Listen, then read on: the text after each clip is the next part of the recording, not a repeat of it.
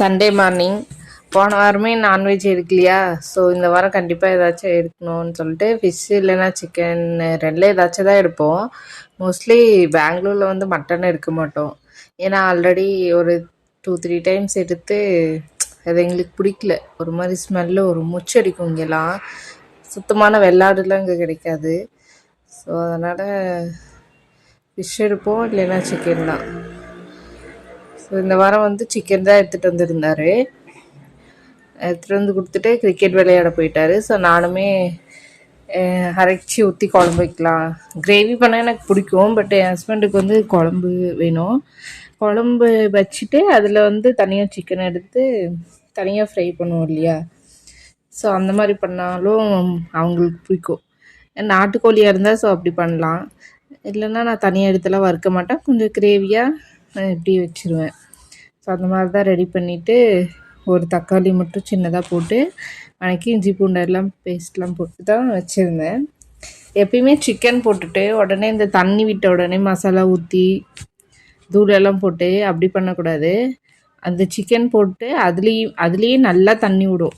அதுலேயே பாதி வெந்துரும்னு வச்சுக்கோங்களேன் சிக்கன். ஸோ நல்லா சுண்டுற வரைக்கும் வதக்கி அதில் ஆயில் வந்து தனியாக பிரிஞ்சு வரும். ஸோ அது வரைக்கும் வெயிட் பண்ணணும். அதுக்கப்புறம் தான் மசாலாஸு அப்புறம் அரைச்சி வச்சுருக்கிறது அதெல்லாம் ஊற்றி சமைக்கணும்.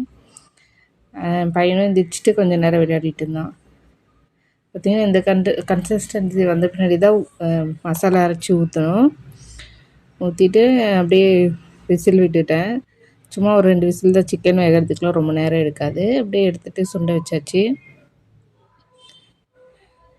நானுமே அப்படியே கொஞ்சம் குழம்பு ஊற்றிட்டு போய் சாப்பிட்டு தம்பிக்குமே சாப்பாடு ஊட்டி விட்டுட்டேன். அவனுமே கொஞ்சம் நேரம் விளையாடிட்டு இருந்தான். இந்த கபோர்டே தான் அவங்க அப்பா அந்த ரைட்டிங் கபோர்டு செஞ்சு கொடுத்ததும் போதும் ஒன்றும் பண்ண முடியல. ஸோ விளையாடிட்டு இருந்து அப்படியே தூங்கிட்டான். ஒர்க்கு அப்படிலாம் இருந்துச்சு. ஸோ ஈவினிங் போல் ட்ரெஸ்ஸெல்லாம் காஞ்சிருச்சுன்ட்டு போய் எடுத்துகிட்டு வர போயிருந்தேன். மோடமாக இருந்துச்சா, போய் ஆள் நின்னா மெத்த மேலே நம்பியிலேயே தூக்கிட்டு போயிடும் போல், அந்தளவுக்கு காற்றடிக்குது. ஸோ அதை எடுத்துகிட்டு வந்து கொஞ்ச நேரத்தில் மழை வந்துருச்சு. நேரம் நின்று வேடிக்கை பார்த்துட்டு இருந்தோம். நெக்ஸ்ட் வந்து பெட்டெல்லாம் சரி பண்ணி போட்டுட்டு வீடெலாம் பெருக்கிட்டு கொஞ்சம் பாத்திரம் இருந்துச்சு எல்லாம் கழுவிட்டு, காலையில் வச்சா சிக்கன் குழம்பே இருந்துச்சா, ஸோ அதையே வச்சுக்கலாம். சாப்பாடு இருந்துச்சு கொஞ்சம் என் ஹஸ்பண்டுக்கு. அவர் சாப்பிடவே இல்லை. கிரிக்கெட் விளையாட போயிட்டு வந்துட்டு சைட் ஒர்க்காக கொஞ்சம் வெளியே போயிட்டாரா, ஸோ அவருக்கு அதை வச்சுட்டு நாங்கள் சப்பாத்தி சுட்டு சாப்பிட்டுட்டோம்.